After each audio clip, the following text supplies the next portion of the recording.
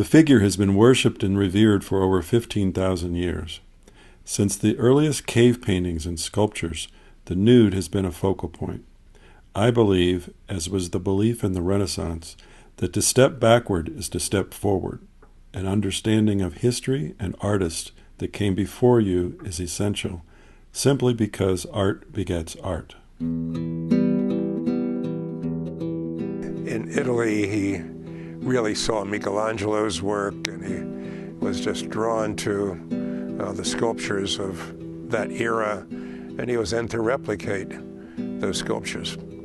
So the figure became, for him, of critical importance.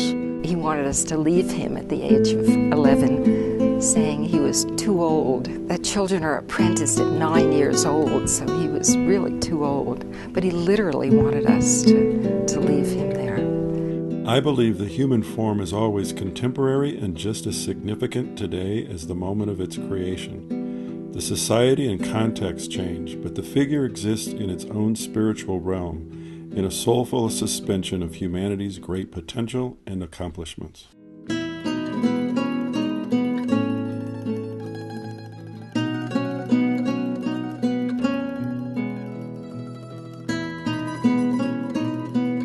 So some years later, when he's in Italy, he goes to Pietrasanta, which is next door to where Michelangelo obtained some of his marble for Pope Julian II. And Pietrasanta is a sculptor's community. They do marble, they do clay, they do much, and it became Jefferson's second home, or first home perhaps. And that's where he finds his friend Marcello, and they became very close. My friend Jefferson, he was not just my friend, but also my brother. He showed me what really is the passion for the classical art. When we walk in Florence, sometimes he said to me, "Oh, look at the feet, it's the best feet in the world." He loved so much the classical sculpture.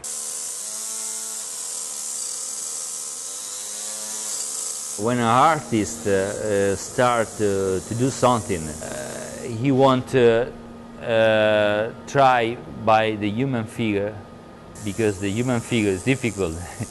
It's not easy. So he wants to understand if he's good or not making the human figure. After, he can do everything. He loved beauty, he loved beautiful women particularly, and he just learned to draw with and to sculpt and carve with exquisite competence. We have to learn, we have to draw, we have to study anatomy, we have to see classical art. Beauty was his truth. Beauty was his truth. And so he had a hard time in a postmodern period where that wasn't the essence or wasn't what was contemporary. But for Jefferson, beauty was the essence in terms of the spirit. And he felt that our spirit resided in our bodies, but that essentially we were spirit, and that the body was, for him, the best way to portray that, the body in the portrait. I saw many people here, many artists here, and I feel when one people is good, when I start to sketch, to draw. By drawing, I feel the sensation of the artist. I feel at the time I feel Jefferson good hands, so good hair in Jefferson, and I feel the passions. He felt that we needed a new renaissance in our world in the 20th century, and felt that there was a real hunger for that in the world.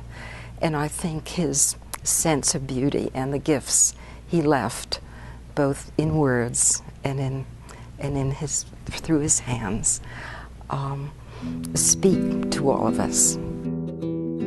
Time does not matter. Time is eternal in these moments.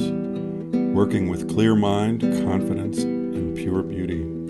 These moments are rare. Mortal, though I work with immortal, I work best at twilight.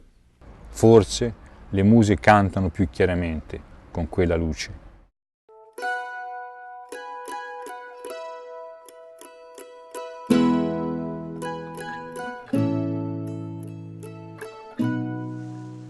Ogni giorno deve essere come una vita e ogni sera una morte. Ogni mattina una nuova vita e ogni sera una morte. È quello che si fa in mezzo che determina come ci si sveglia.